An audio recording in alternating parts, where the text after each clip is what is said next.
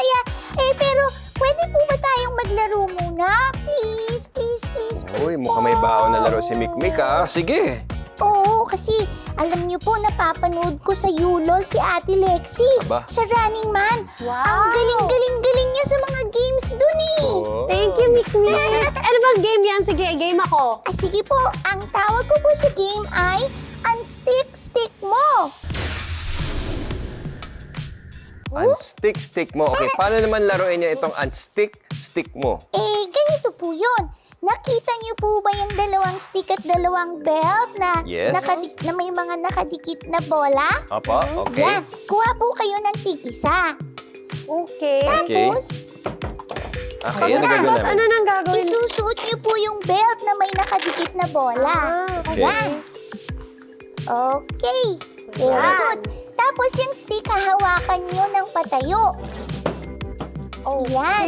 Next, gamit ang kamay na nakahawak sa stick, kumuha ng bola na nakadikit sa belt at ipasok ito sa lalagyan. So, kailangan bitawan for a while. Pero bawal tumumba ang stick, ha? Okay, At okay. isang kamay lang ang dapat gamitin. Okay? Okay. Ayan, kapag naubos na ang bola sa belt, game over na.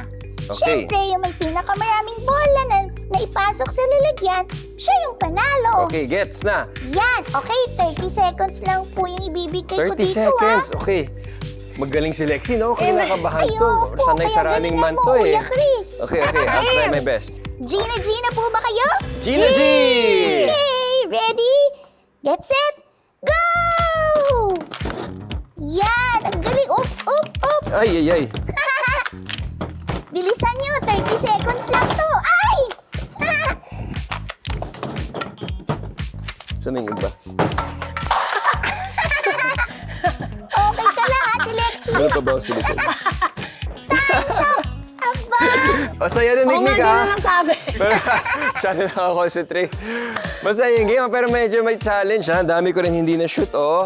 Ang importante sa game na ito ay yung hand-eye coordination, di ba? Kailangan nakikita mo ang ginagawa mo dyan habang hinahawakan mo ito at nagre-react ka para hindi mahulog yung stick.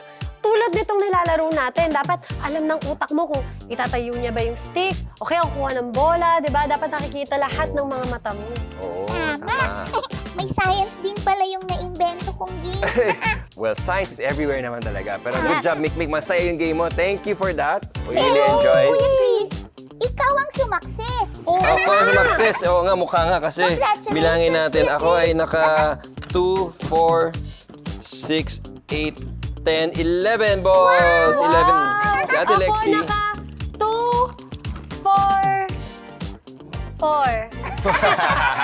May advantage din na. tingin ko dito. Dadagdag ko lang sa science natin yung siguro yung size ng kamay. Mas Apo. mabilis makalagay tsaka mas may chance ako mag-grip to kung pahulog na. Kaya kong di ba? Advantage kung mas mahaba kamay, di ba? At mas malaki kasi pag pahulog na kaya ko pang saluhin. Oh, and then yung bola sa likod, kaya kong ganunin. So, thank you, Mikmik. Okay. Ano masasabi mo sa game ni Mikmik? Grabe, kakadating ko lang, Mikmik, pinagod mo na ako agad. Oo, gising tayo agad. Ready na tayo.